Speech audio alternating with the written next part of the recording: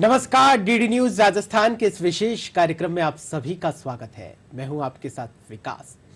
आप सभी को पंच महापर्व दीपावली की बहुत बहुत शुभकामनाएं। और जैसा कि मैंने कहा है कि दीपावली जो है ये पंच महापर्व है। दीपावली जब भी आती है खुशियां, संपन्नता और समृद्धि तो लेकर आती ही है, साथ में 5 जो महापर्व है दीपावली उनको भी साथ में लेकर आती है। ऐसे में जानना बहुत जरूरी है कि इन पंच महापर्वों की क्या कुछ विशेषताएं हैं, क्या कुछ महत्वताएं हैं, क्या कुछ पौराणिक मान्यताएं हैं। तो इन्हीं विषयों पर चर्चा करने के लिए स्टूडियो में आज हमारे साथ में बेहद ही खास मेहमान मौजूद हैं। मैं उनसे आपका परिचय करवा देता हूं। हमारे साथ में डॉक्टर रवि शर्मा मौजूद हैं। आप संस्कृति विशेषज्ञ हैं और ज्योतिषाचार्य जी हैं। पंडित जी, आपका बहुत बहुत स्वागत है। चलिए चर्चा को शुरू करते हैं। और सबसे पहले, जैसा कि सर हमने पंच महापर्व का जिक्र किया है, तो ये पंच महापर्व क्या है और क्या कुछ इसकी पौराणिक मान्यताएं हैं, वो आपसे जानना चाहेंगे। जी, जैसा कि हमारी सनातन भारतीय संस्कृति में हर पर्व के पीछे एक विशेष उद्देश्य छिपा हुआ है, तो इस पर्व के पीछे भी उद्देश्य यह है कि पंच पर्व, जिसमें सबसे पहले हम देखते हैं तो धनतेरस आती है, फिर नरक चतुर्दशी और रूप चतुर्दशी आती है, फिर दीपावली आती है, फिर गोवर्धन, अन्नकूट और अंत में भैया दूज के साथ इस पंच पर्व का समाप्त किया जाता है। तो विशेष रूप से हम देखते हैं कि कहाँ से इसका ये प्रारंभ हुआ। सबसे पहले जब देवताओं राक्षस में समुद्र मंथन हुआ जी, तो समुद्र मंथन में ही हलाहल विष निकला था, उसी में कई रत्न निकले और उसी समय महालक्ष्मी का प्रादुर्भाव भी हुआ था जी। तो ये पौराणिक मान्यताएं पाई जाती हैं कि इसी दिन जो था वो समुद्र मंथन हुआ था और इसी दिन लक्ष्मी का प्राकट्य दीपावली के दिन हुआ था। तो इसलिए यहाँ पर दीपावली का विशेष महत्व पाया जाता है। लेकिन पंच पर्वों में आप देखेंगे तो केवल लक्ष्मी का महत्व तो है, लेकिन अन्य देखोगे तो धनतेरस को धन के देवता कुबेर का पूजन किया जाता है जी। और फिर आप देखोगे धनवंतरी जयंती आती है। धनवंतरी का प्रादुर्भाव भी उसी समुद्र मंथन में हुआ था जिसमें लक्ष्मी का हुआ था जी। तो लक्ष्मी से पहले धनवंतरी प्रकट हुए थे, फिर धनवंतरी का पूजन किया, जो हमारे आयुर्वेद के और औषधियों के जनक कहे जाते हैं उनका हुआ। फिर उसके बाद नरक चतुर्दशी और रूप चतुर्दशी का क्रम आता है। नरक चतुर्दशी के लिए यहाँ पर यमराज का पूजन किया जाता है, यमराज के निमित्त दीपदान किया जाता है। फिर रूप चतुर्दशी आती है और रूप चतुर्दशी के लिए नरक चतुर्दशी के दिन प्रातः काल में अभ्यंग स्नान किया जाता है। अभ्यंग स्नान जो होता है विशेष स्नान होता है अन्य स्नानों से। तो अभ्यंग स्नान किया जाता है रूप के लिए, नरक चतुर्दशी के लिए दीपदान किया जाता है। तो धनवंतरी को मनाने के बाद, कुबेर को मनाने के बाद, यमराज को मनाने के बाद फिर हमारा क्रम आता है लक्ष्मी का जी। फिर लक्ष्मी के निमित्त हम श्री महाकाली, महालक्ष्मी, महासरस्वती, इसमें ध्यान देने वाली बात है कि केवल हम आम जनता जो होती है वो केवल लक्ष्मी के बारे में ही ज्यादा जानती है, लेकिन दीपावली के दिन जो है वो महालक्ष्मी, महासरस्वती और महाकाली, साथ में कुबेर भगवान का विशेष पूजन किया जाता है। तो त्रिगुणात्मक शक्ति जो है उसमें काली भी है। अब काली आप देखोगे तो कलम और दवात जो होती है व्यापारियों के लिए जो विशेष होता है, तो कलम और दवात जो है वो महाकाली का प्रतीक है जी। मतलब विद्या भी है, धन की देवी है, लक्ष्मी जी की पूजा हो रही है और शक्ति की जो उपासक हैं माँ काली की पूजा कर रहे हैं वो। और महासरस्वती, बही खाते जो हैं वो आपके सरस्वती का प्रतीक है। कलम और दवात जो है आज भी आप देखोगे, पुराने जमाने में व्यापारी जो थे वो कलम और दवात अलग रखते थे। पेन, बॉल पेन का आविष्कार होने के पहले कलम और दवात का ही पूजन किया जाता था, विशेष बही खातों में विशेषकर उनसे ही लिखा जाता। तो काली के लिए दवात का पूजन किया जाता है, तिजोरी के लिए कुबेर का पूजन किया। तो एक देखोगे अब पंच महापर्व में कितने देवताओं का समावेश है। तो हम कहते हैं कि भौतिक सुख, आध्यात्मिक सुख, कई प्रकार के सुख पाए जाते हैं। तो आध्यात्मिक सुख के लिए तो हमारे इतने सारे व्रत पर्व बताए गए थे, लेकिन भौतिक सुखों की वृद्धि के लिए ये पंच पर्व, जिसमें आपको धनवंतरी से आपको आरोग्य भी प्राप्त हो रहा है और रूप चतुर्दशी से रूप भी प्राप्त हो रहा है, नरक चतुर्दशी से मृत्यु का भय भी कम हो रहा है, और फिर दीपावली में महाकाली, महालक्ष्मी, महासरस्वती, कुबेर का पूजन। फिर इसके बाद आता है अगला पर्व गोवर्धन और अन्नकूट। तो पौराणिक महत्व से आप देखोगे तो ये एक नई फसलों का और ऋतु परिवर्तन का भी समय है। इस समय ऋतु परिवर्तन होता है, गर्मियां जाती हैं, सर्दियां आती हैं, शारदीय धान्य का प्रवेश होना है और गर्मी के धान्य का निकास होना है। तो हम अन्नकूट में और गोवर्धन में उसका हम यहाँ पे भोग लगाते हैं ठाकुर जी को। तो देखिए कितना साइंटिफिक काम है। रूप चतुर्दशी, नरक चतुर्दशी, अब हम आ गए भोग लगाने पे। तो अन्नकूट पे हमने भोग लगाया और गोवर्धन इसकी भी विशेष व्यवस्था जिसकी हम आगे चर्चा करेंगे कि गोवर्धन के दिन भगवान कृष्ण ने चिटकी उंगली पर अपने गोवर्धन पर्वत को उठाया था, तो गोवर्धन का भी पूजन इस दिन किया जाता है। और गोवर्धन के लिए जो हम गोबर से भगवान कृष्ण का चित्र बनाते हैं, तो देखिए कितना प्रकृति के नजदीक लेके जाता है। गोमय, जो गौ सबसे पवित्र जीव कहा गया है, उसका जो गोमय है, गोबर है, उससे हम गोवर्धन को बनाकर पूजन करते हैं। फिर उसके बाद पंच पर्व की समाप्ति होती है भैया दूज से, जिसको भाई दूज भी कहते हैं, यमुना द्वितीया भी कहते हैं जी। यमराज की बहन है यमुना, तो यमुना का पूजन किया जाता है भैया दूज को, जो कि यमुना द्वितीया और यमुना जयंती भी कहते हैं, उसको यमुना द्वितीया ज्यादा कहा जाता है उसको।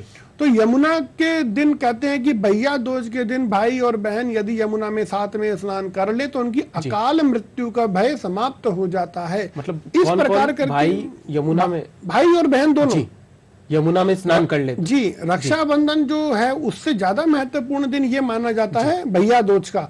इस दिन भाई अपनी बहनों के घर जाते हैं, बहनें भाइयों की पूजा करती, और यथा संभव इसमें बाकी दिनों में तो कहते हैं कि तीर्थों में नहीं जा पाते हो तो अपने घर में ही स्नान कर लीजिए तीर्थों का, लेकिन ये एक ऐसा पर्व है जिसमें स्पष्ट कहा गया है कि यमुना में ही आपको स्नान करना है।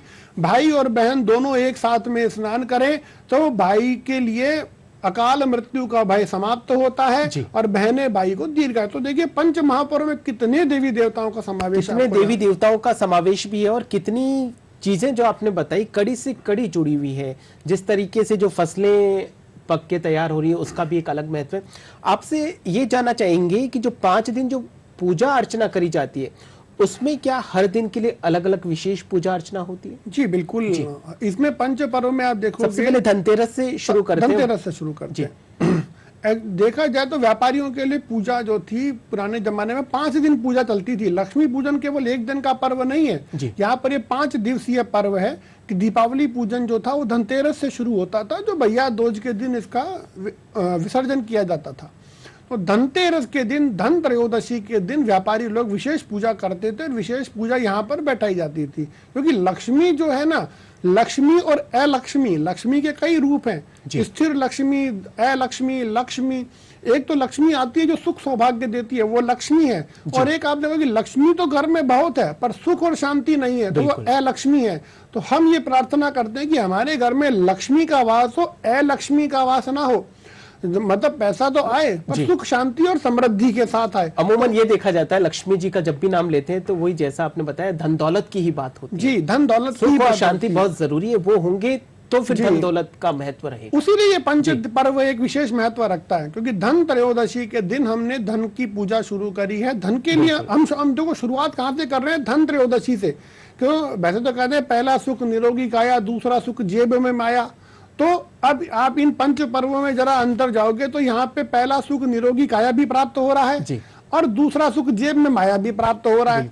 तो धन त्रयोदशी के दिन हम धन की देवी लक्ष्मी का पूजन प्रारंभ करते हैं। देखा जाए तो ये दीपावली पूजन का प्रारंभ है, 1 दिवसीय पर्व नहीं है, 5 दिवसीय पर्व है। फिर धन त्रयोदशी के दिन और उसी दिन धनवंतरी का पूजन किया जाता है। तो धनवंतरी जो पहला सुख निरोगी काया लक्ष्मी, दूसरा सुख जेब में माया, आयुर्वेदिक के जनक। काया और माया दोनों का पूजन आपको धन त्रयोदशी से प्रारंभ हो जाता है। आयुर्वेद के जनक भगवान धनवंतरी का प्राकट्य हो रहा है। तो पहला पूजन तो यहाँ हुआ, और विशेष इसमें यह कि दीपदान इसमें 5 दिन होता है। दीपदान का इसमें बड़ा महत्व है, क्योंकि क्या होता है कि लक्ष्मी, ये जो कार्तिक में कृष्ण पक्ष के पर्व हैं, ये 5 पर्व, और कृष्ण पक्ष में आप देखोगे तो अष्टमी के बाद चंद्रमा क्षीण होना शुरू हो जाता है। चंद्रमा की कलाएं जो होती है ना, अष्टमी के बाद धीरे धीरे धीरे कम होती जाएंगी और अमावस्या को चंद्रमा बिल्कुल गायब हो जाएगा। तो यहाँ पर देखने वाली बात ये होती है कि धन त्रयोदशी के दिन चंद्रमा एकदम क्षीण अवस्था में होता है, तो दीपदान प्रारंभ हो जाता है। दीपों से महत्व होता है कि केवल तेल के दीपक जलते हैं इसमें, तो दीपदान हम शुरू कर देते हैं धन त्रयोदशी को शाम से। इसमें ध्यान देने वाली बात होती है कि इसमें प्रदोष काल का ही महत्व बताया गया है। तो धन त्रयोदशी के दिन हम शाम को पूजा करते हैं, दीपदान शुरू कर देते हैं, तो हमारे घर के बाहर चौराहे पर 13 दिए, 26 दिए ये मिनिमम आपको 13 दिए तो जलाने ही जलाने होते हैं। 13 और 26 जो आपका सामर्थ्य हो, जैसी 11, 21, 51 वाला जो आंकड़ा है, इसमें 13 और 26 का इस विधान बताया गया है। 11, 21 धनतेरस के दिन 13, 26 से या धनतेरस से शुरू हो जाता है? नहीं, ये जो दीपक लगाने की जो 13, 26 का जो आप ये 13 और 26 रोज जलेंगे, पांचों दिन जलेंगे। 13 और 26 दिए जलाकर बीच में एक चौमुखा रख देते हैं, 4 मुंह वाला दिया, फिर एक दीपोत्सव का पर्व। हम ये कर्म हमें रोज करना होता है। ये धन त्रयोदशी से ही शुरू हो जाता है, तो ये भैया दोष तक चलता है। तो यहाँ पर हम शाम को धन त्रयोदशी के दिन पूजा करते हैं, शाम को धन की देवी की, और दीपदान प्रारंभ कर देते हैं। फिर उसी दिन धन्वंतरी का पूजन भी हो गया, तो शारीरिक सुख की भी प्राप्ति हो गई। ये दीपदान का कोई विशेष महत्व क्या कुछ है? विशेष महत्व तो यही है कि इस दिन इसको भगवान राम से भी जोड़ दिया जाता है। बिल्कुल। और दीपदान जो होता है देवताओं के लिए विशेष महत्व रखता है कि हम दीपक के द्वारा उनको रोशनी दिखा रहे हैं और उनका स्वागत कर रहे हैं। तो दीपक का हम दान कर रहे हैं, मतलब दीपदान हम विसर्जन कर रहे हैं कि हे प्रभु, हमने आपके स्वागत में, क्योंकि कृष्ण पक्ष है, अंधेरा है, तो हमने यहाँ पर दीपक जलाकर देवताओं को प्रवेश मार्ग बनाया है। जैसे आप हेलीकॉप्टर में, हवाई जहाज में देखते हो ना, रनवे पे हवाई दीपक जलाए जाते हैं, लाइटें, तो समझ लीजिए कि ये आपके लक्ष्मी के आगमन के लिए आप रनवे बना रहे हैं, और लक्ष्मी मैया इसमें अपना विमान सहित, अपने उल्लू सहित लैंड करने वाली है। उल्लू से भी याद है कि इस दिन उल्लू के दर्शन बड़े सौभाग्य से होते हैं। छिपकली और उल्लू दोनों लक्ष्मी के प्रतीक हैं। इन 5 दिन में अगर ये दिख जाए, अगर इन 5 दिन में आपको छिपकली, क्योंकि छिपकली बड़ी शर्मीली जीव होती है, बड़ा छिप जाती है पटाखों की आवाज से, इसीलिए हमारे दीपक जला के शांति पूर्ण जो है इनका पूजन करते हैं। तो हमने शुरू किया धन त्रयोदशी के दीपदान से। फिर धन त्रयोदशी के अगले दिन सुबह सुबह सूर्योदय के पहले, जब एकदम तारों की रोशनी हो रही हो, चंद्रमा डूब चुका हो, तारे एकदम हो, सूर्य उदय नहीं हुआ हो, तब ब्रह्म मुहूर्त उषा काल में अभ्यंग स्नान किया जाता है। धन्वंतरी के निमित्त अभ्यंग स्नान होता है। जैसे तो कार्तिक के महीने में कहते हैं तेल लगाना मना है, तेल की मानी, मतलब अभ्यंग स्नान विशेष औषधि युक्त जल से स्नान करना धन्वंतरी के निमित्त, तो उससे कहते हैं कई रोग और दोष और शारीरिक आदि व्याधियों का दूर होता, तो उसे अभ्यंग स्नान कहा जाता है विशेष। और अभ्यंग स्नान जो होता है वो हर रोज रोज नहीं होता, लेकिन इस दिन विशेष महत्व बताया गया है कि धन त्रयोदशी वाली शाम से अगले दिन नरक चतुर्दशी को प्रातः काल अभ्यंग स्नान किया जाएगा। फिर उस दिन धन त्रयोदशी हो गई, अभ्यंग स्नान हो गया। अब आता है अगला दिन नरक चतुर्दशी और रूप चतुर्दशी का। तो रूप चतुर्दशी के निमित्त ही हमने सुबह अभ्यंग स्नान किया, औषधि युक्त उबटन लगाया, तेल लगाया, मालिश लगाई। कार्तिक में जबकि तेल और मालिश निषेध है, नहीं करते, लेकिन इस दिन कर सकते हैं। लेकिन इस दिन आपको विशेष महत्व बताया गया है कि आप बढ़िया सा तेल मालिश कीजिए, औषधि युक्त हल्दी से, चंदन से, जो भी औषधीय तत्व पाए जाते हैं उनसे बड़ा स्नान कीजिए। तो यह अभ्यंग स्नान कहा जाता है। तो यहाँ पर हमने आगे धन्वंतरी पे आ गए, रूप चतुर्दशी, और ये तो हो गया रूप चतुर्दशी का कल्प सुबह सुबह हो गया। अब शाम को आती है फिर नरक चतुर्दशी। फिर उसमें यमराज के निमित्त दिए जलाए जाते हैं। अब 13 दिए तो जल ही रहे थे जी। यमराज की 16 पुरियां कही गई है। जब अपने सनातन धर्म में, हिंदू धर्म में भगवान के पास जब जाता है, मृत्यु के बाद जब जीव जाता है अपना हिसाब किताब करने, चित्रगुप्त के पास तो जाएगा ही, तो 16 पुरियां आती है। तो 16 पुरियों के निमित्त हम 16 दिए फिर से जलाते हैं यमराज के निमित्त, कि ये 16 दिए जो है वो यमराज के निमित्त हैं। तो नरक चतुर्दशी की नरक की यातनाएं न भोगनी पड़े। देखो, मनुष्य को कर्मों का दंड तो मिलेगा ही मिलेगा, भगवान कृष्ण ने गीता में कहा है कि मिलेगा ही मिलेगा, लेकिन साथ में ये भी कहा है कि प्रभु बड़े कृपालु हैं, दयालु हैं, दीन दयाल हैं। लेकिन अगर आप ऐसा विधि विधान से पूजा करते हैं तो भगवान आपको उसका फल जरूर देंगे। बिल्कुल। तो यहाँ पर ये विधि विधान शास्त्रों में बताए गए हैं कि आप इनका ध्यान रखिए कि 13 दिए 26 दिए तो जलाइए, 11 21 भी आप जलाएं तो देखो अधिक से अधिकम फलम। यहाँ पे शास्त्रों में कहा गया है कि अधिकत से अधिकम फलम, जितना ज्यादा आप जलाएंगे उतना ज्यादा आपको फल प्राप्त होगा। 13 जलाओ, 26 जलाओ, 11 जलाओ, 21 जलाओ। हमें अगर वहीं पे अटक गए तो फिर लोग क्या होते हैं, हमारे धर्म पे सवाल उठाना शुरू कर देते हैं।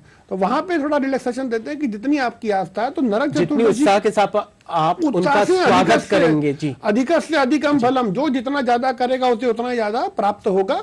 तो नरक चतुर्दशी के निमित्त फिर वहां पर दीपदान किया जाता है। बिल्कुल। तो धन त्रयोदशी होगी, नरक चतुर्दशी हो गई, अब आता है दीपावली का पर्व। तो दीपावली के लिए धर्म सिंधु, निर्णय सिंधु आदि जगह कहा गया प्रदोष समय राजन कर्तव्य दीप मालिका। देखा जाए तो वास्तविक रूप से दीपमालिका का जो पर्व था ना, ये राजाओं का पर्व था, बड़े बड़े व्यापारियों का पर्व था। अपने जैसा साधारण मनुष्य तो केवल शाम को अपना लक्ष्मी पूजन करके दिया जला के संतुष्ट हो जाते थे। बड़े लेवल पे तो राजा ही करते थे। शास्त्रों में कहा गया प्रदोष समय राजन कर्तव्य दीपमालिका। तो प्रदोष लग्न जो होता है सूर्यास्त के समय 24 मिनट पहले 24 मिनट बाद, तब अमावस्या है, तो उस दिन दीपावली मनाई जाती है।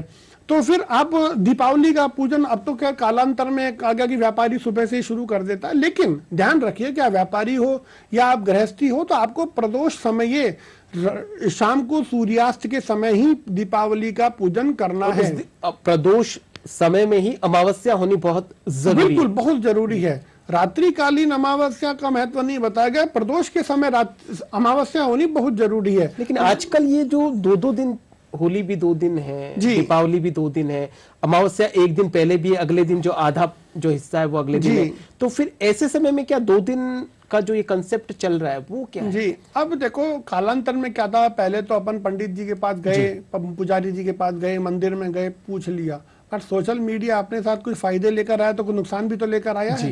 बिल्कुल। अब आप ना सोशल मीडिया पे इतना कुछ चलने लगा, ये मनुष्य भ्रमित हो चुका है। और 2 पर्व की जो बात आप करते हैं तो 2 पर्व का होता है कि देखो, एक हमारे संप्रदाय होते हैं, स्मार्त संप्रदाय, वैष्णव संप्रदाय, निम्बार्क संप्रदाय।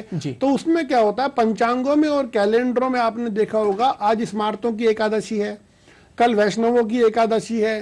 तो यहाँ पर जब एकादशी 2 दी जाती है ना तो वो साइंटिफिक होती है, क्योंकि स्मार्त संप्रदाय और वैष्णव संप्रदाय जैसे कहा गया, सामान्य रूप से ज्यादा हम उसकी व्याख्या नहीं करेंगे, पर एक मोटा मोटी बात देखी जाती है कि भगवान शिव के जो भक्त हैं उनको स्मार्त कहा गया, भगवान विष्णु के जो भक्त हैं उन्हें वैष्णव कहा गया, जयपुर के जो राजा थे वो गोविंद के भक्त रहे तो वो वैष्णव रहे, उदयपुर के जो राजा रहे वो एक लिंग के भक्त रहे तो वो स्मार्त हो गए। लेकिन जो पंचांग बनाए जाते हैं वो कौन से मार्ग को अपनाते हुए बनाए जाते हैं? वो दोनों ही पर्वों को देते हैं, तो वहां समस्या हो जाती है क्योंकि उन्हें स्मार्तों की भी एकादशी देनी है और वैष्णवों की देनी है, जिनको जब मनाना हो तब आप मना सकते हैं। लेकिन उसके लिए आपको ज्ञान होना चाहिए कि आप स्मार्त हैं कि वैष्णव हैं। अगर आप स्मार्त संप्रदाय को फॉलो करते हैं तो स्मार्तों के लिए ये होता है कि जिस समय पर्व मन रहा है उस समय वो तिथि होनी चाहिए, और वैष्णव संप्रदाय ये मानता है कि सूर्योदय के समय तिथि होनी चाहिए। तो तब ये गणित गड़बड़ा जाती है। जैसे मान लीजिए कि आज मैं जन्माष्टमी मना रहा हूँ,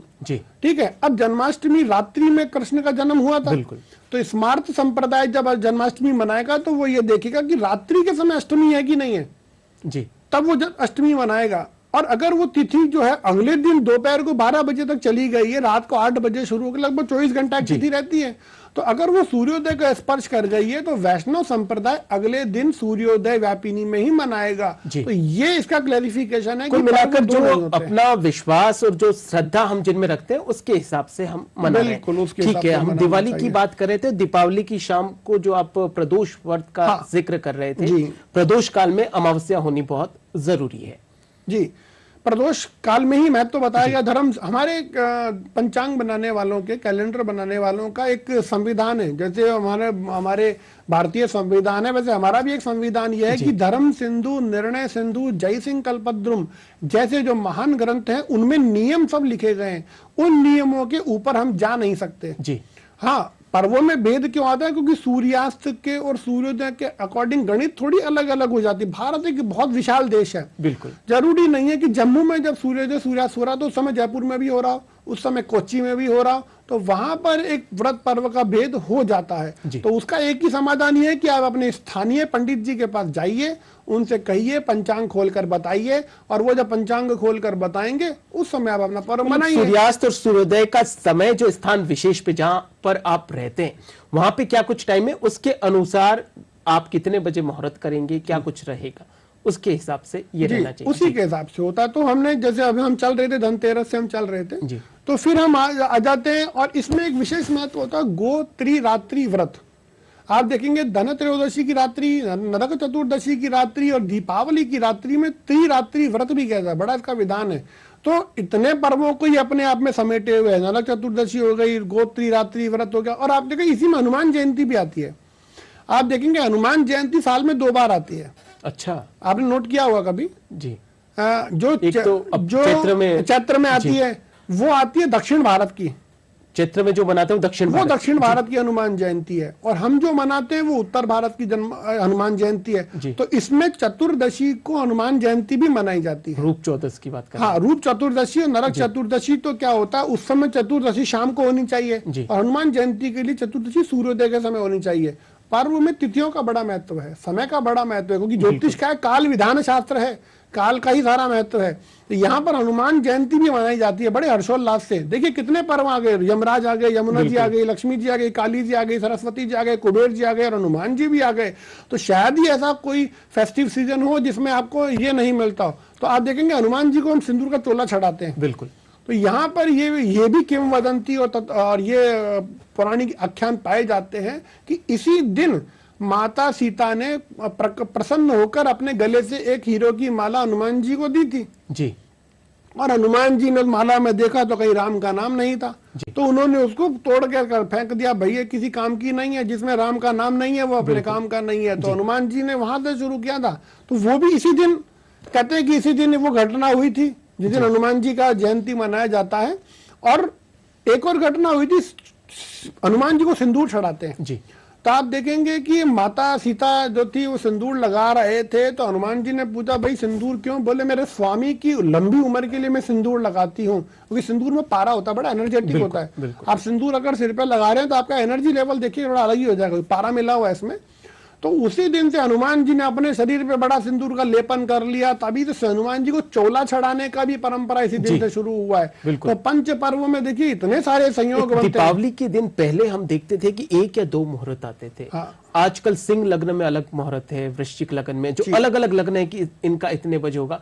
तो ऐसे में बड़ा एक कंफ्यूजन रहता है कि ऐसा कौन सा यूनिवर्सल कोई मुहूर्त हो जिसमें पूजा करना सर्वश्रेष्ठ रहता है। देखिए एकमात्र सर्वश्रेष्ठ मुहूर्त तो प्रदोष लगन होता है। प्रदोष लगन के अतिरिक्त कोई दीपावली के लिए श्रेष्ठ मुहूर्त नहीं होता है। बाकी मुहूर्त इसलिए दिए जा रहे हैं क्योंकि आजकल ये प्रदोष मुहूर्त और अभिजीत मुहूर्त एक ही नहीं, दोनों अलग अलग है। तो अभिजीत एकदम दिन का मध्याह्न, दिन का मुहूर्त जी, दोपहर में 12 बजे के आसपास आप देखेंगे, लगभग 12 से 11:30 से 1 के बीच में। मतलब कोई भी शुभ कार्य इसमें कर सकते हैं हम। शुभ कार्य के लिए दिन में कई मुहूर्त होते हैं। सबसे पहले ब्रह्म मुहूर्त होता है, वो अलग काम के लिए होता है। फिर अभिजीत आता है, फिर गोधूली आता है, फिर निशीत काल आता है। तो ये सबसे श्रेष्ठ मुहूर्त होते हैं दिन में, अभिजीत और गोधूली, इसे नहीं टालना चाहिए। लेकिन दीपावली के लिए जो होता है ना, वो सर्वश्रेष्ठ मुहूर्त जो है वो प्रदोष समय ही है। अन्य चौगड़िए और अन्य लगन इसलिए दिए गए क्योंकि लोगों को ये था कि मैं अपने घर में पूजा का अलग समय पे कर लूं, मैं व्यापार में अलग समय पे कर लूं, मैं यहाँ अलग समय पे कर लूं। कुछ लोग नौकरियां भी करते थे, तो सेठ के घर में अलग पूजा हो गई, मेरे घर में अलग पूजा हो गई। तो फिर कालांतर में इतने सारे समय देने पड़े सुविधा के लिए, जिसको जो सुविधा रहती है घर में कितने बजे करना है। अगर आपको सुविधा है और आप कर सकते हैं तो ध्यान रखिए, दीपावली का पूजन सदैव प्रदोष लगन, प्रदोष काल, प्रदोष समय में ही करना चाहिए। ये जो घर में और जो अपना ऑफिस है वहां पे सब में वैलिड है। प्रदोष काल में कोई भी विकल्प नहीं है कि आपको ये घर या ऑफिस, ये सर्वश्रेष्ठ लगन है। दीपावली के लिए इससे बेहतर कोई लगन हो ही नहीं सकता। शाम को सूर्यास्त के समय 24 मिनट पहले, 24 मिनट बाद 48 मिनट मिलते हैं, उस समय पर पूजन कीजिए, यह सर्वश्रेष्ठ समय होता है जी। और पूजा की कोई विशेष कुछ, जैसा आपने बताया कि सिर्फ लक्ष्मी जी की ही पूजा करते हैं, उसके अलावा आप सरस्वती जी और भी जो आपने बताया उनकी भी पूजा कर सकते हैं। बिल्कुल, क्योंकि अमूमन देखने में आता है लक्ष्मी जी और गणेश जी को ही हम नहीं। दीपावली के लिए आप देखोगे तो यहाँ पे मैंने जैसे बताया था पहले कि श्री महाकाली, श्री महालक्ष्मी, श्री महासरस्वती, ये तीनों के साथ भगवान कुबेर का पूजन किया जाता है। देखो महाकाली के रूप में मैंने आपको बताया कलम और दवात जी, इनका पूजन होता है। फिर सरस्वती के रूप में हम बही खातों का पूजन करते हैं, जिस बही खातों का जगह आजकल कंप्यूटर ने ले लिया, लैपटॉप ने ले लिया, प्रिंटर ने ले लिया। तो लैपटॉप, प्रिंटर, कंप्यूटर सरस्वती के ही चिन्ह है। तो वहां पर हो गया। फिर श्री महाकाली हो गया। और महालक्ष्मी के रूप में पहले एक परंपरा रही थी, आपने भी देखा होगा, पहले हम दीपावली पे सिक्के खरीदते थे, धनतेरस पे सिक्के खरीदते बिल्कुल बिल्कुल, चांदी और सोने के सिक्के आज भी चांदी और सोने का प्रचलन। तो वो धनतेरस में खरीदे हुए सिक्कों की पूजा जो होती थी दीपावली को होती थी। मेन 5 दिन पूजा चलती थी पहले जमाने के व्यापारियों की। तो प्रदोष लगन में मुख्य पूजा होती थी दीपावली को, तो चांदी के सिक्कों का भी पूजन किया जाता था। तो गणेश जी का पूजन होता है और साथ में लक्ष्मी का भी पूजन होता है, और महाकाली, महालक्ष्मी और कुबेर का भी पूजन। देखो गणेश विधि विधान से ये दीपावली की पूजा तो जैसा आपने बताया उस तरीके से संपन्न होती है। उसके अगले दिन की बात करें गोवर्धन पूजा, उसका क्या कुछ विशेष महत्व और क्या कुछ किया जाता है? जी, दीपावली के बाद हम आ जाते हैं गोवर्धन और अन्नकूट। गोवर्धन की सभी को पता है कि हमारे उत्तर प्रदेश में गोवर्धन नाम का एक जगह है, वहां पे गोवर्धन पर्वत है, जिसके बारे में कहते हैं कि वो कल युग में तिल तिल करके रोज कम हो रहा है जी, वो रोज एक तिल घटता है। और उसके बारे में कहते हैं कि भगवान इंद्र को अपने आप पे घमंड हो गया, अहंकार हो गया कि भैया मैं ही देवराज हूं, मैं ही देवताओं का राजा हूं, कोई मेरे आगे कुछ भी नहीं है। तब भगवान कृष्ण ने एक लीला रची कि ठीक है भाई इंद्रदेव, आप इंद्रदेव हैं, भगवान हैं, हम तो एक सामान्य पुरुष के रूप में पैदा हुए हैं, क्योंकि भगवान मनुष्य रूप में पैदा हुए थे लीलाएं करने के लिए। तो इंद्र ने इतनी बारिश करी कि समस्त गोवर्धन वालों को बड़ा मुश्किल हो गया। तब भगवान कृष्ण ने अपनी चिटकी उंगली पर गोवर्धन पर्वत को कई दिनों तक उठाए रखा था, कई दिन तक मूसलाधार बारिश हुई। अंत में इंद्र का अहंकार नष्ट हुआ, इंद्र ने माफी मांगी और गोवर्धन पर्वत की पूजा वहीं से शुरू हो गई। तो आज भी हम देखते हैं गोवर्धन में हम अपने घरों के बाहर गोबर से एक चित्र बनाते हैं, भगवान कृष्ण का चिटकी उंगली पे पर्वत उठाए हुए, और उसका पूजन किया जाता है। फिर अन्नकूट, उसी के अगले दिन, दीपावली के अगले दिन अन्नकूट। आप देख रहे हैं शारदीय धान्यों का जो पर्व आता है। खरीफ की फसल पक जाती है इसी बीच में जी, खरीफ की जो फसल होती है वो भी पक जाती है और नए धान्य आना शुरू हो जाते हैं। तो हम 56 प्रकार के व्यंजन, यहीं से 56 भोग भी यहीं से शुरू हुआ था कि हम 56 प्रकार के व्यंजन बनाकर ठाकुर जी को भोग लगाते हैं, भगवान को भोग लगाते हैं। तो भगवान क्या होता है, मौसम परिवर्तन हो रहा है तो हम भगवान के भोग भी बदल देते हैं। देखो भगवान को हमने हमारी तरह माना है, जैसा मैं हूं वैसे ठाकुर जी है। बिल्कुल। आपने कई भक्तों की सुनोगी, धन्ना जाट की कहानी सुनी, जाट की खुनी थाली बरगर लाई रे खिचड़ो जी में की पाट की जी मावे बेटी जाट की, कई आपने सुने होंगे। तो कालांतर में और समय के हिसाब से, ऋतु के हिसाब से ठाकुर जी के भोग बदलते रहते हैं। तो यहाँ से भोग बदलता है, 56 प्रकार के हम व्यंजन लगाते हैं, जैसी जिसकी श्रद्धा है, सामर्थ्य है, वैसा वो भोग लगाए। पर ज्वार, बाजरा, खिचड़ी, मूंग, मोट, इन सब का भोग लगता है। तो यहाँ से अन्नकूट होता है। तो अन्नकूट मतलब पूरे गांव को, पूरे जिले को, जैसा राजा है तो पूरे राज्य को खिलाएगा, और प्रधान है तो पूरे जिले को खिलाएगा, आप नगर सेठ है तो नगर को खिलाएंगे। तो यहाँ पर पूरे नगर को उसका कुल मिलाकर अन्नकूट का भोग लगाया जाता है भगवान के प्रसाद के रूप में। सबसे अंतिम दिन, 5वें दिन की बात करी जाए, जैसा आपने भैया दूज का जिक्र किया था। सबसे अंतिम पर्व जो आता है, इसमें आती है यम द्वितीया, कार्तिक शुक्ल पक्ष की दोज। इसको हम भैया दोज भी कहते हैं और यम द्वितीया भी कहते हैं। इसमें विधान बताया गया है कि सारे पर्वों से निवृत्त होकर आप अपनी बहन के घर जाएं और बहन के घर जाकर वहां पर बहन आपकी पूजा करे और आप अपनी बहन को दक्षिणा दें, श्रीफल, बहन आपको श्रीफल दे, आप बहन को दक्षिणा दें, प्रसाद दें, और उसके बाद जाकर आप यमुना में स्नान करें। जैसा कि मैंने पहले बताया था कि इसके लिए कहा गया है कि यमुना में ही स्नान करें, क्योंकि यमुना जी जो थी वो यमराज की बहन है। यमराज और धर्मराज 2 भाई थे, सभी को पता है। रिश्ता भी काफी मजबूत, रिश्ता भी। तो और आपने बताया रक्षाबंधन से भी ज्यादा महत्व जो है भैया दूज का। हर त्योहार जो है वो कुछ न कुछ संदेश लेकर आता है। दीपावली की बात करी जाए, पंच महापर्व की बात करी जाए, क्या कुछ संदेश छुपा हुआ है? देखिए इसमें कई सारे संदेश छिपे हुए हैं, जिसमें सबसे प्रमुख संदेश तो यह था कि भगवान राम इस दिन जो थे रावण का दहन करके और यहाँ पर अयोध्या वापस आए थे। देखिए भगवान राम का एक आपने देखा होगा, भगवान राम पुरुषोत्तम राम थे, मर्यादा पुरुषोत्तम थे, कभी किसी से मदद नहीं मांगी। बिल्कुल। अगर सीता को ढूंढने भी गए तो स्वयं गए। लेकिन यहाँ देखोगे दीपावली के पहले उन्होंने भोगी भरत ने प्रण ले रखा था कि प्रभु आप इस दिन नहीं आए तो मैं आत्मदाह कर लूंगा, राज्य वाज्य सब छोड़ दूंगा। तो भगवान राम ने मदद ली विभीषण से कि भैया ये रावण का जो पुष्पक विमान है ये मुझे कृपया दे दो, तो मैं जल्दी से अपने घर पे पहुंच जाऊं। वहां पे भरत मिलाकर असत्य पर सत्य की जीत, अंधकार से प्रकाश की ओर जाने का भी भाईचारे का संदेश ये पर्व देता है, और ठाकुर जी के प्रति श्रद्धा भाव को बढ़ाने वाला, धन धान्य को देने वाला। तो विभिन्न प्रकार के संदेश, मैं कहूँगा एक संदेश नहीं है, यहाँ पर संदेशों की झड़ी लगी हुई है। बिल्कुल, और उन्हीं संदेशों का हमें पालन करना है, तभी खुशियों की जमीन होगी और ये जो उम्मीदों का आसमान होगा।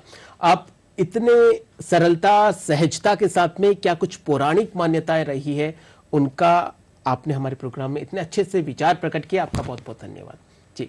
डीडी न्यूज राजस्थान के आज के विशेष कार्यक्रम में फिलहाल के लिए इतना ही। आप देखते रहिए आपका अपना चैनल डीडी न्यूज राजस्थान। नमस्कार।